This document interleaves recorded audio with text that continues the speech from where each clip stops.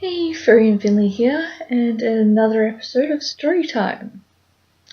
One year, when I was a little kid, we went camping in the mountains somewhere. I can't remember where. But we went up a really nice mountain trail, and it said that it only takes an hour to do. Yeah, an hour if you're a professional mountain hiker. But if you're a family with 4 kids under the age of 12, it's not a good idea to do it before breakfast. So we went up the mountain and it was absolutely gorgeous, though we had a few shoe problems, because if you don't wear the right type and they're not broken in properly, you get blisters. Ouch. Had to watch out for the leeches, had to watch your footing because some areas was a 10-meter drop if you lost your footing. We had logs across waterfalls, and that was our crossing point. It was glorious, and the view up the top was even more so. And then when we found the road, we kind of wish we found that road a lot sooner. That mountain trail has been closed ever since, a couple of years after that, because it was deemed too dangerous. So that was a fun, lovely memory. But the more fun, lovely memories don't stop there. We decided to take the easy way down. The road. On the way down, we find this tiny little possum. I think it was a ringtail or something like that, or a sugar glider. And we think it's an infant, no mother to be found. And the first thing it does is it runs up Mum's leg.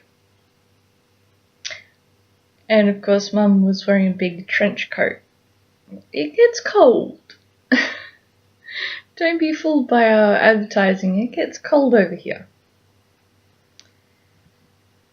So it runs up her pants and up her jacket and in her pocket. Safe and snug. So what's my younger brother do? He goes to get a closer look at this possum. He puts his nose this far away from its face. It reaches out,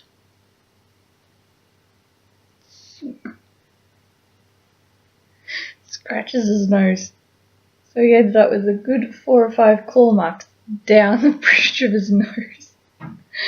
So that was fun. It was funny to see him going, bad idea. Because out of the 4 of us kids, he is the most sensible. And we finally get to the base of the mountain. And of course we can't find any shops. We're all thirsty and hungry and, what have you.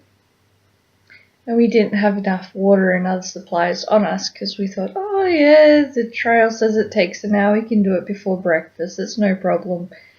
It's about 11 o'clock midday. So we're walking along into a suburban area, and this little nana turns around and goes, you look like you've just been up that hill. Yeah? Would you like some cordial? Yes, please.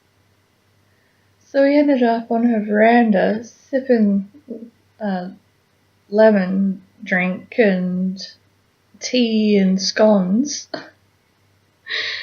And eventually went back over to where we were staying. That was a really good memory. We've got photos of some of it floating around.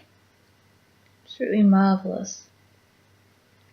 And another time we went on a hike up a hill that was a lot less enduring.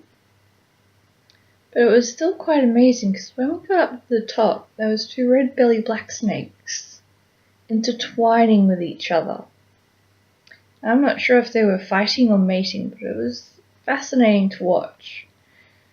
And of course, there was tourists around and all taking photos, and I'm going, I'm glad those snakes are preoccupied with each other. We're gonna observe this for a bit and then keep going. So that was another fun little story. So every year, Dad would salary sacrifice, which is putting a percentage of his income away into a savings account every pay. And it's kind of, what's the word for it? Your retirement savings, superannuation. It was superannuation before you had superannuation, pretty much. So instead of all the super funds, you basically had through your workplace a way of tithing away a certain percent that you could access at any given time if necessary. Or you could say, I want to save up for this, but I'm not sure if I can do it on my own steam. Set up, say, a trust fund for your own income. So that's how we managed to afford to go away for up to a month every year for holidays, and we would go 6-hour drive to the beach, a bit further, and visit Bega and the cheese factories, and the oak factory in Newcastle was amazing because we would go and have our holidays up around there. You know, we'd go to the areas around Coffs Harbour or the beaches and other such there. We'd go and we'd pitch a tent that would be about as big as my house. So we'd have 2 canvas square tents, one for Mum and Dad's room, one for the kids' room, and we'd have a tarpaulin between the 2 to make a living area where we had the barbecue and everything like that set up. And we had a giant trailer with all this equipment in it. All the stretchers, sleeping bags, mattresses, you name it, we had the lot. It's eventually all been sold off or given away over time because, well, we've all grown older. And we don't have these family outings like we used to, because it's so much harder to organise everyone in one place at one time each year.